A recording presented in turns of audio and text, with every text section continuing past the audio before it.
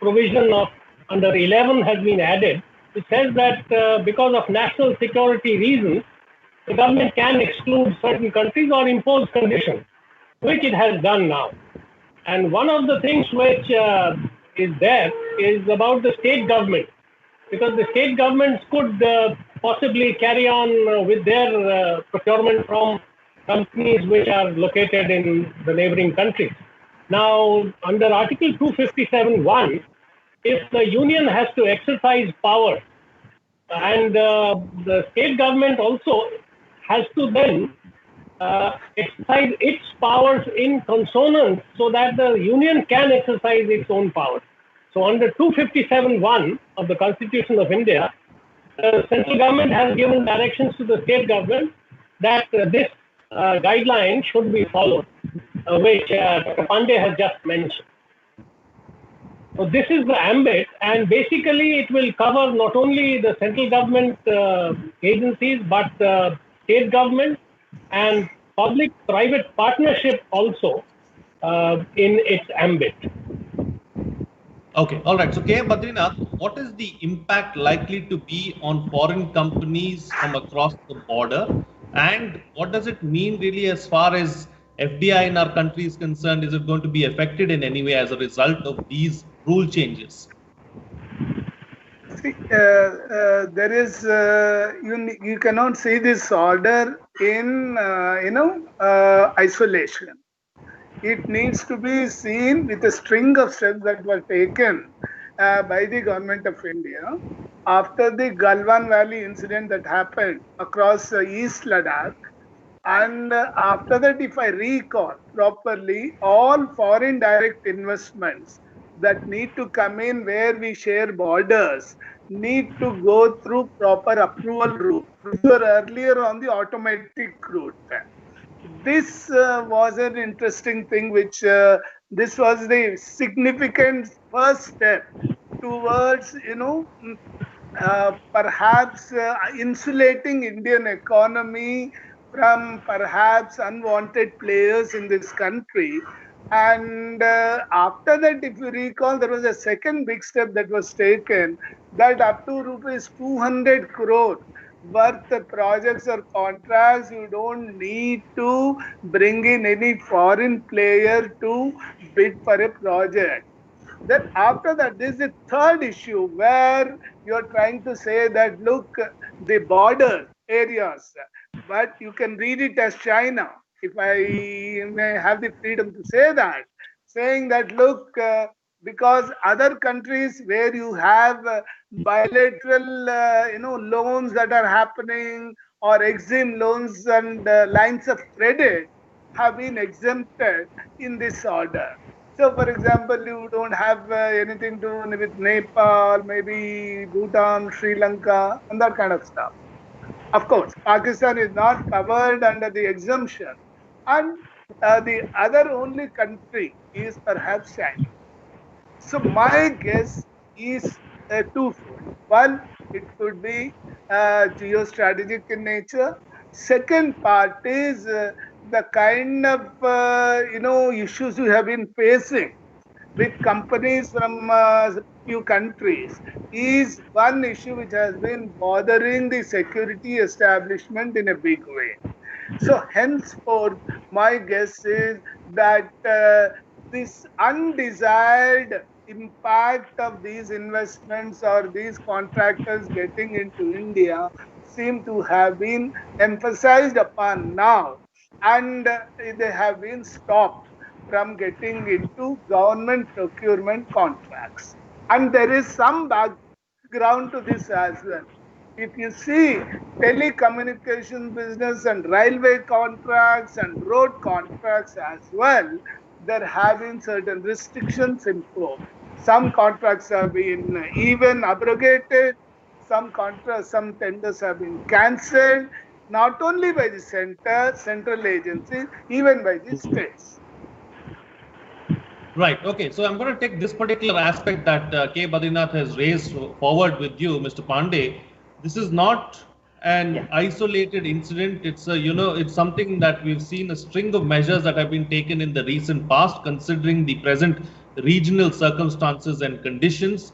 Take us through some of the steps that have been taken, in the recent past by the government. For instance, there were some FDI changes, I think, in April, where the rules were amended, as far as FDI is concerned, and also on June 23rd, the government made it mandatory for sellers on the GEM portal to clarify the country of origin of goods and so on and so forth.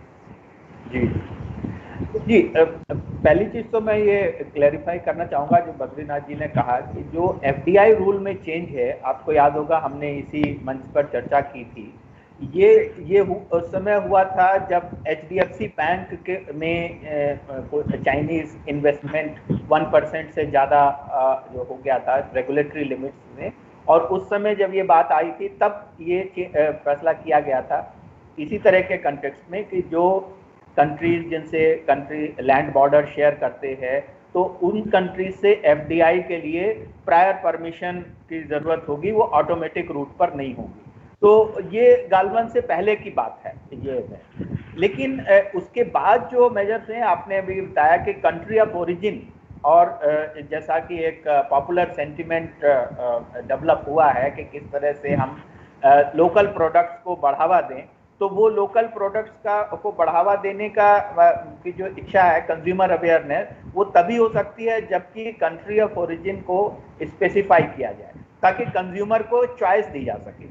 इस पर कोई, जैसा मैंने पहले ही कहा कि ये जो ऑर्डर है ये पब्लिक प्रोक्योरमेंट के लिए है। प्राइवेट प्रोक्योरमेंट, चाहे वो इंडिविजुअल सिटीजन्स का प्रोक्योरमेंट हो या प्राइवेट एंटिटीज का प्रोक्योरमेंट है, उसमें इस तरह के कोई बाइंडिंग ऑर्डर्स नहीं दे सकते, लेकिन उसमें कंज्यूमर को चॉइस दी जा सकती है, और वो चॉइस इफेक्टिवली तभी एक्सरसाइज होगी जब कंट्री ऑफ ओरिजिन के बारे में क्लियरिटी हो।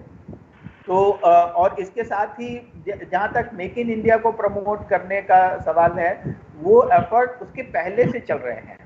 हमने 2 साल पहले इस तरह के निर्देश जारी किए थे DPIIT से, पूरे कैबिनेट के अप्रूवल के बाद, कि सारे मंत्रालय जो हैं, जो भी ऑर्डर्स देंगे उसमें वो जो लोकल प्लेयर्स हैं उनको परचेज प्रेफरेंस देंगे, अगर उनका एक लोकल कंटेंट बेसिस पर वो डिटरमिन होता है कि वो एलिजिबल हैं लोकल सप्लायर, और अगर वो प्लस 10% की रेंज में हैं तो उनको एक मौका दिया जाएगा कि वो फॉरेन बिडर को छोड़कर अगर वो उस पर L1 को मैच करते हैं तो ऑर्डर उनको दे दिया जाए। तो ये जो सारे सीरीज ऑफ स्टेप्स हैं, इसको गालवन से जोड़ने की जरूरत नहीं, क्योंकि ये पहले से लिए जा रहे हैं मेक इन इंडिया को प्रमोट करने का। इसमें जैसे अभी इंपोर्ट में भी आपने देखा कि कुछ इंपोर्ट आइटम्स को ओपन जनरल लाइसेंस से उठा के रेस्ट्रिक्टेड लिस्ट में डाल दिया, ताकि उसकी इंपोर्ट लाइसेंसिंग की जरूरत है। अभी हमने इसी मंच पर चर्चा की कि इंपोर्ट मॉनिटरिंग मैकेनिज्म बनाए गए। तो ये सारे जो है एक पूरे जो इस दिशा में काम कर रहे हैं कि जो लोकल प्रोडक्ट्स है उसको कैसे बढ़ावा दिया जाए, और इसको किसी खास से जोड़ने का देखने की जरूरत नहीं। सभी देशों में इस तरह के हैं, जैसा ये जिस तरह की व्यवस्था अभी इस आप ऑर्डर में की गई है। जैसे चाइना की बात चल रही है, तो चाइना में ये व्यवस्था बहुत पहले से, अगर कोई भारतीय कॉन्ट्रैक्टर वहां पर चाइना में बिड करना चाहता है, रेलवे का प्रोजेक्ट हो या किसी का हो, तो वहाँ के जो रेलवे इन्वेस्टमेंट एजेंसी है उसके साथ उस इंडियन कॉन्ट्रैक्टर को रजिस्ट्रेशन मैंडेटरी है, और रजिस्ट्रेशन वो आसानी से मिलता नहीं है। तो ये व्यवस्थाएं ऐसी हैं कि जो सभी देश अपने अपने उसमें इस तरह से करते हैं और उसके लिए स्वतंत्र हैं। Okay, all right. So just to quickly summarize the points that you're making, there is no binding order really as far as private entities are concerned. This should not be, or the steps that have been taken in the recent past should not be associated to what has happened on the border with India and China, but it should be looked at in the larger picture of the Make in India, from the Make in India perspective. And it is not just limited to India. Countries around the world are doing this and are promoting their own companies, is what Mr. Pandey is suggesting. All right. So, Ambassador, as far as this particular step is concerned, or looking at the larger picture as well, how much of an impetus is it going to give to our homegrown countries, and what kind of an impact it is going to have really as far as Atmanirbhar Bharat is concerned? I think it will encourage Indian contractors to bid and to, get together with other contractors who have the financial heft to bid for very large projects, be they in the highway sector or in the telecom sector, in the electrical power distribution grid system, or for generation purposes. So I think it will indeed give a fillip to Indian contractors to bid. Having said that, we have not excluded Chinese companies, for that matter, completely from the bidding process. We have just said that political clearance and security clearance will have to be obtained first, and through a committee which is being set up under the DPIIT, and then you can bid. So the Chinese companies can still bid.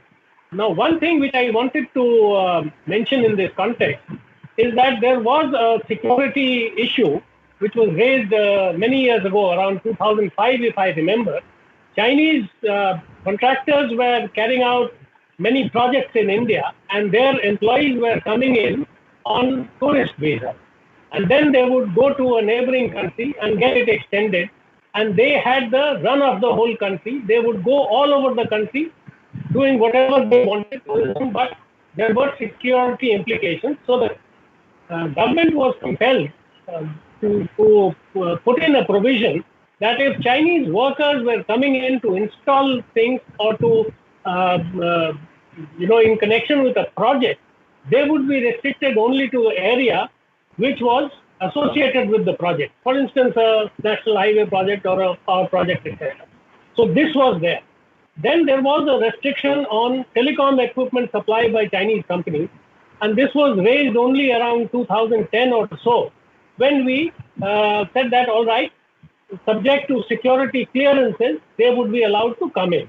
Now, all these things are coming back home to roost, because we know that there are serious problems with the 59 Chinese apps that have been banned on security grounds, mainly by India, and on suppliers, large suppliers like Huawei, which is picking up across the world in other countries like the US, UK, Germany, etc.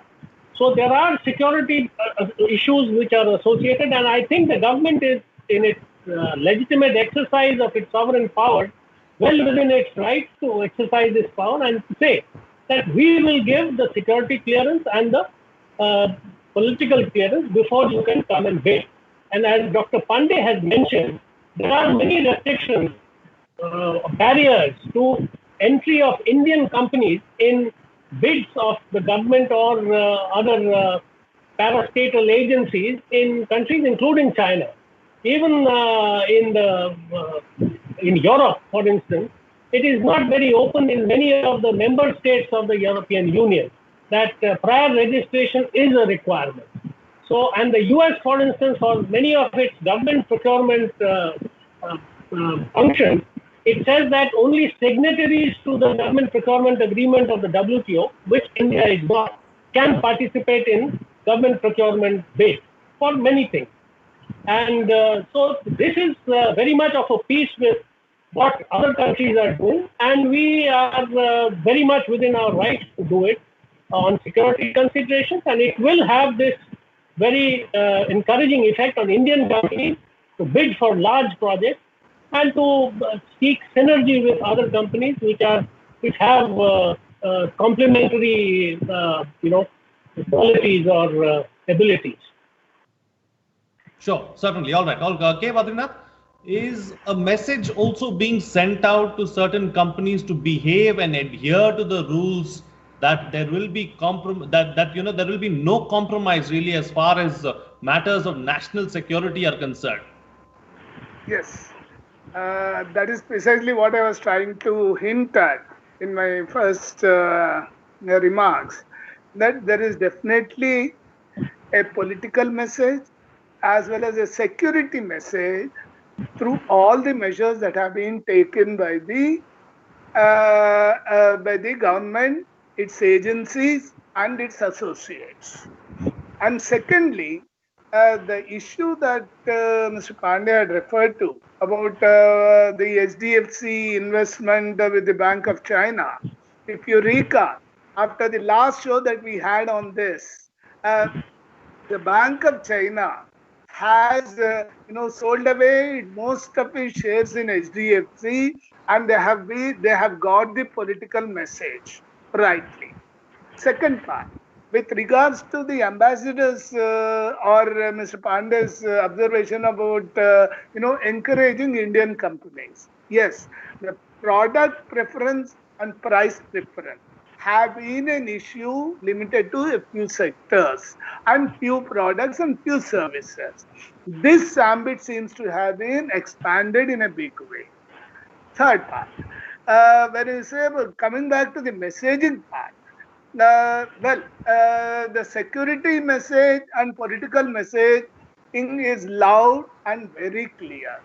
In the sense that in the last few months, whatever has happened between China and different countries around the world, India cannot be a spectator to such developments. Second part is there is no denying the fact that both countries are trying to work out a mechanism on the border issues. And its repercussions are bound to be felt elsewhere around the world. And this has been happening, and it's not just that India has done it in some isolation or some such thing. No. See, economic, business and investment relations cannot be segregated from geopolitical and strategic issues. Whether it is on the paper or not, well, this is a fact. And this is how the world works. Well, when we talk about other countries doing the same kind of thing, yes, it is a fact that many countries have been, wary of others who are trying to get into their internal affairs. For example, Italy, the telecommunications, the real estate business, then the textile business is being, dominated by one particular country. If that is the case, but why not India take care of its, both offensive as well as defensive interests? There's nothing wrong about development, ensuring your own interests in the global market. Simple. Right. So Mr. Pandey, the government, of course, on its part has taken several steps and, has been pushing forward with this whole Atmanirbhar Bharat agenda. But, can the companies really keep up? What is it that our companies need to do so that they can take advantage of the situation and also ensure that they put their best foot forward? You see, the first thing to underline is that these measures, the financial significance of that has to be understood, how much impact it is likely to make for Indian companies to get ready for this. Also, simultaneously, the efforts to improve ease of doing business and making credit more affordable and accessible. So there is now very little reason for Indian companies not to really come up and be able to compete in the public procurement. You have seen the interest rates are falling, and there is plenty of liquidity in the banking system available. So for good bankable projects, access to credit, proper financial closure, timely financial closure should not be a problem. Okay.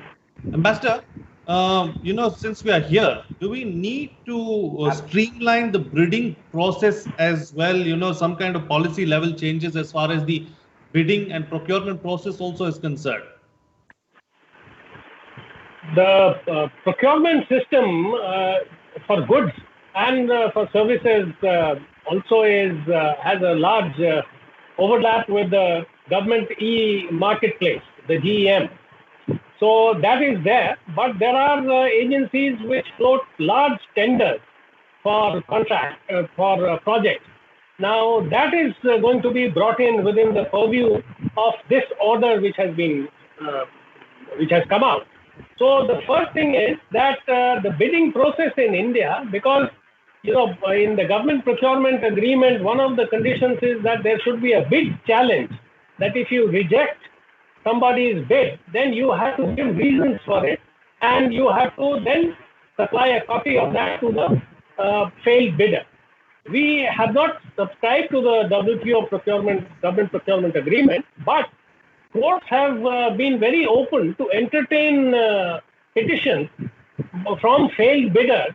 So I don't think there is much that we need to do by way of changing the system of inviting bids for government projects or for public sector undertaking projects, because they are all subject to the scrutiny by courts.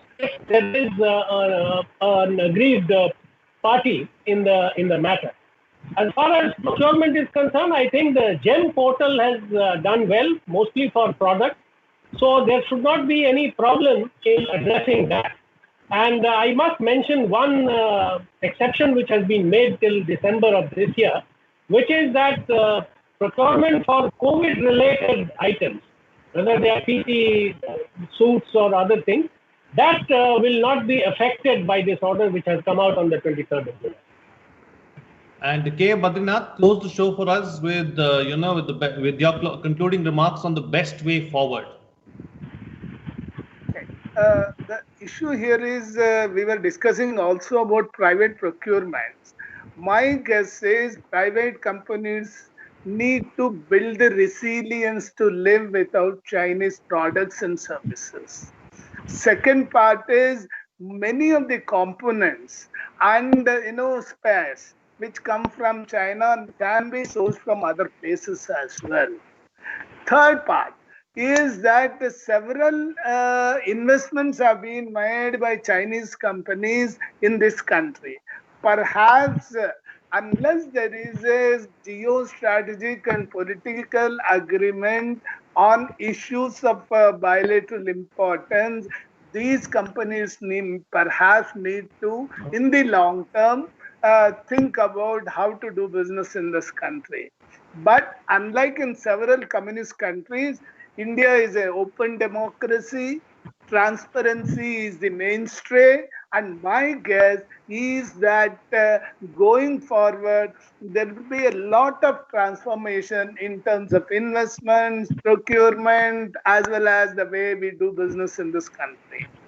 Even the consumers who have a particular choice need to perhaps look at alternatives which are perhaps not available after the new investment and procurement orders come into effect going forward.